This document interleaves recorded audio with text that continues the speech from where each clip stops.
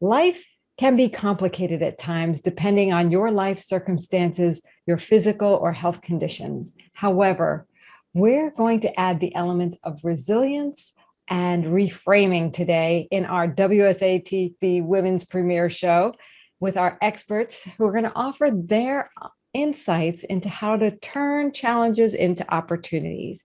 I'm Laura Rubenstein, your host and producer. Let's go ahead and say hi to our experts today. Hi, Dr. Gonzalez.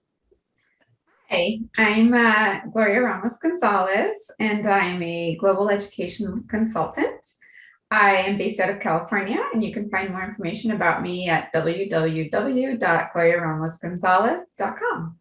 Welcome, Dr. Gonzalez, and hi, Sabine. Hello, I'm Sabine Becker, and you can find me at www.sabinebeckerspeaks.com, and I'm a professional speaker, and I live in the Murrieta, Southern California area. And I'm so excited that you're both here today because you're both experts in this resiliency area of how to turn these challenges. Some of them are perceived, some of them are more intense, and how you turn them into opportunities today. So I thought I'd start with Dr. Gonzalez. If you could share with us how to turn those challenges that are really perceived challenges into opportunities and live life fully. Yeah, so in my line of work, I specialize working with school districts and parents in how to create more inclusive environments for our culturally diverse students, culturally and linguistically diverse students. And I think what we need to keep in mind is that we're human before we are students, before we are professionals. And in being human, we all desire to belong. We all desire to connect, to be seen and loved. And so creating a space for reflecting on what really matters, what is really impactful, and how we can build meaningful relationships so that you can thrive in the community where you belong and where you reside. So what I'm hearing you say is no matter what your challenge is, you can thrive. There's the opportunity, especially when you build those meaningful relationships, when you take the time to really reflect instead of staying in a place where you think you are just challenged. Would you agree with that? Absolutely. And that often, particularly working with culturally and linguistically diverse communities, we often feel as though they come to us with challenges, or we see them as a challenge in order to create a more cohesive environment. But in reality, they bring so many assets and really opportunities for us to grow as a community and seeing things through different perspectives that really ultimately makes us a more robust society. Yeah, there's almost like this aha moment, it sounds like, that happens when they realize how much they have to offer versus how much they're challenged, right? Exactly. And those of us receiving them in our schools and in our communities also need to see that, need to see the assets that they bring, and how much more rich will be in allowing them to share those assets into our lives. Well, that's fabulous perspective and advice on how to shift our challenge or perceived challenges into and reframe them into opportunities. Thank you so much. So, Sabine, I wanted to go over to you and talk about challenges that are really hard hit, real. I don't know how you want to define it, but if you could share some advice on how to turn those real challenges into opportunities.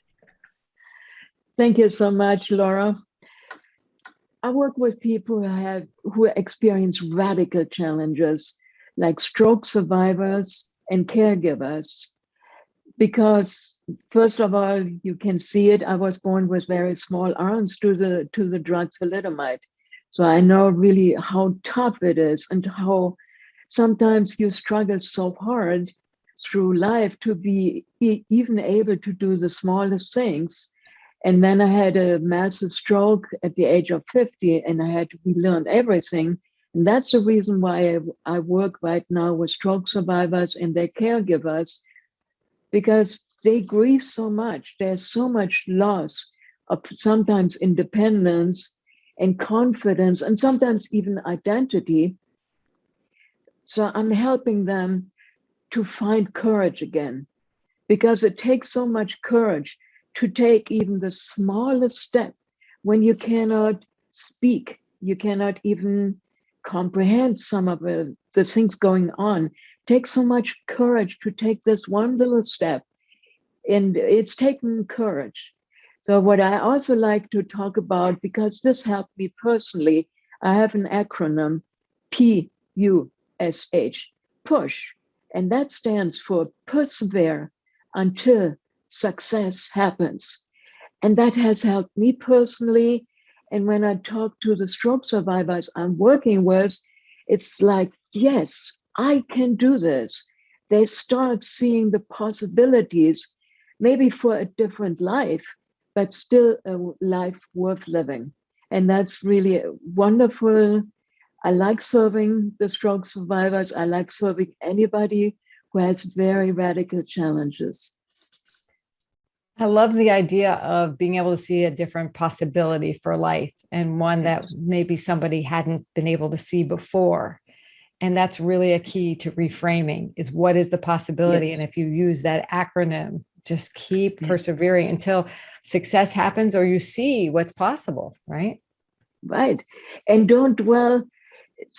And I was the same way when I had my stroke. I thought, oh my gosh, why me? Why me? When my original disability, don't I already have enough to deal with?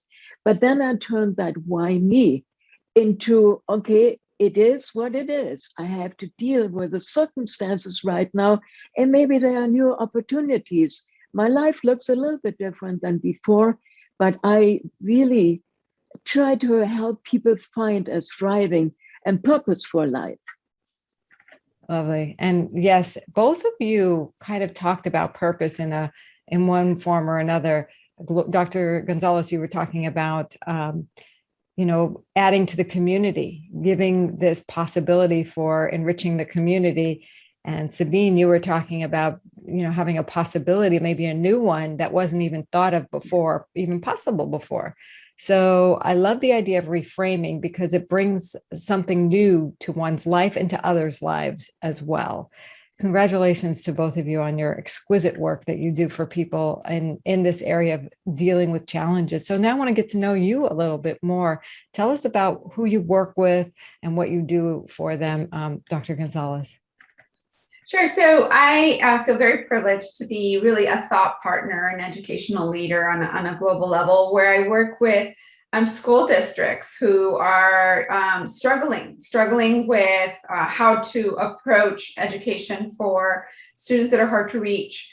And I feel very fortunate in that I have my own story that has been a story filled with lots of what people would consider odds. I come from a family of 10 brothers and sisters, an immigrant Mexican family, where my parents didn't have the privilege to have an education. And so being brought up illiterate in a new country where they didn't speak the language was filled with lots of what many people would perceive as challenges to navigate the school system and so forth.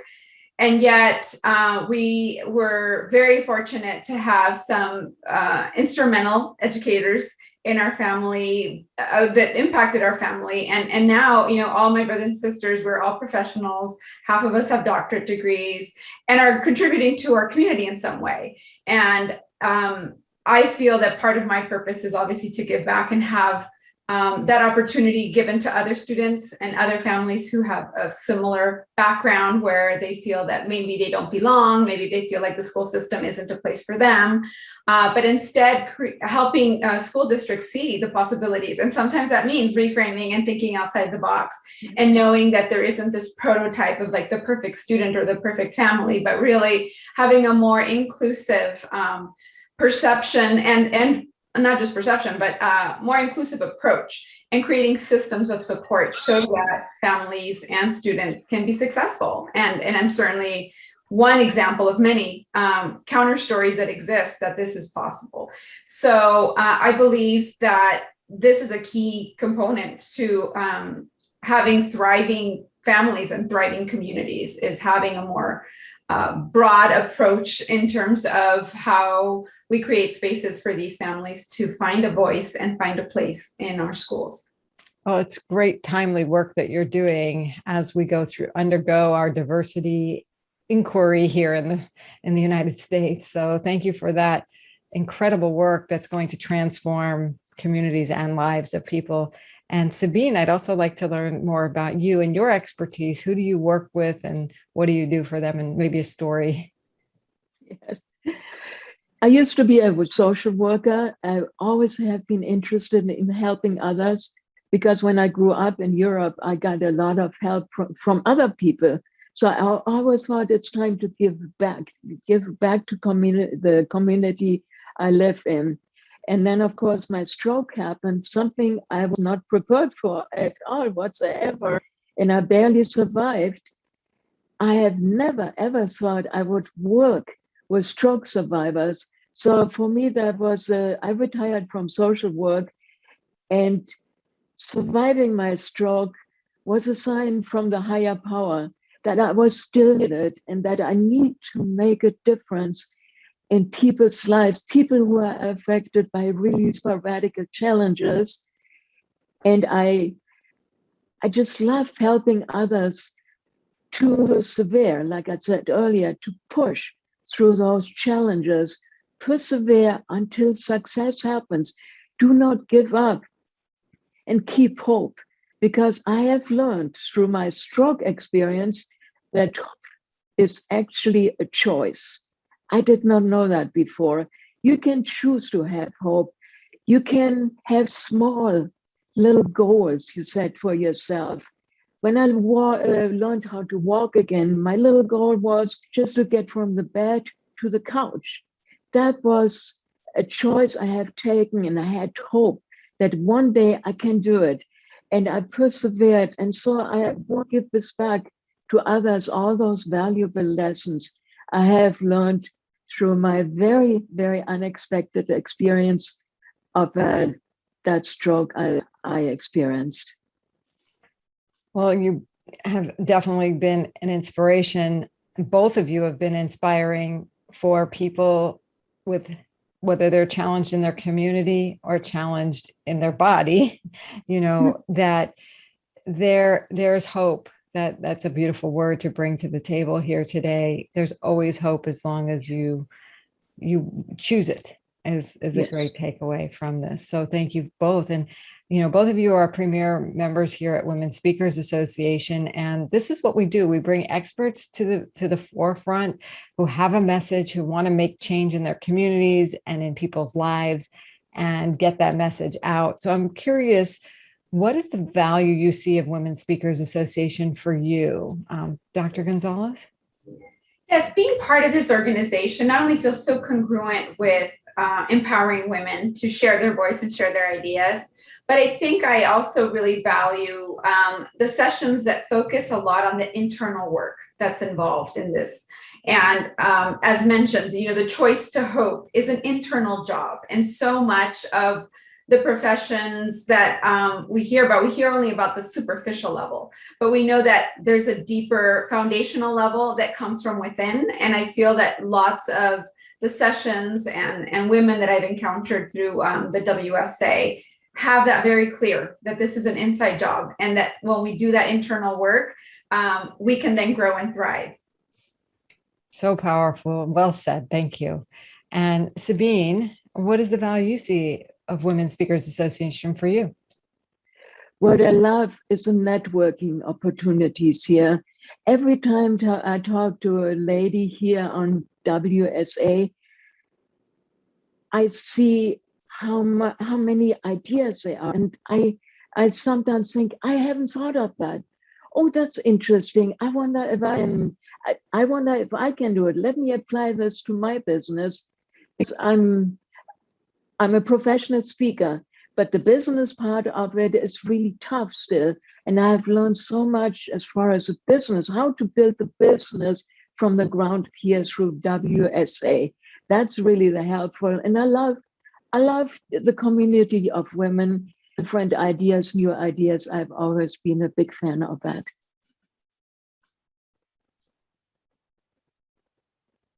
Well, you're both in the right place for this, for getting the resources, to doing the internal work, to getting the ideas to, enhance your life and your business. So thank you for joining us. And if those of you watching are interested in finding out how to do what Sabine and Dr. Gonzalez have done, joinwsa.com is where you can find it. Just go to joinwsa.com. And thank you again, Dr. Gonzalez. Thank you, Sabine, for your wisdom, for your heart, for the difference you're making in the world, and for being here with us as a leader at Women Speakers Association. So we'll be back next time. And thank you. Bye for now. Thank you. Thank you so much. Thank you, Laura. Thank you, Gloria. It was great to be here. Absolutely. Ditto. It was a wonderful opportunity to share Ditto. this moment with both of you. Thank you. Oh, gosh. Yeah, you ladies are fabulous. Thank you.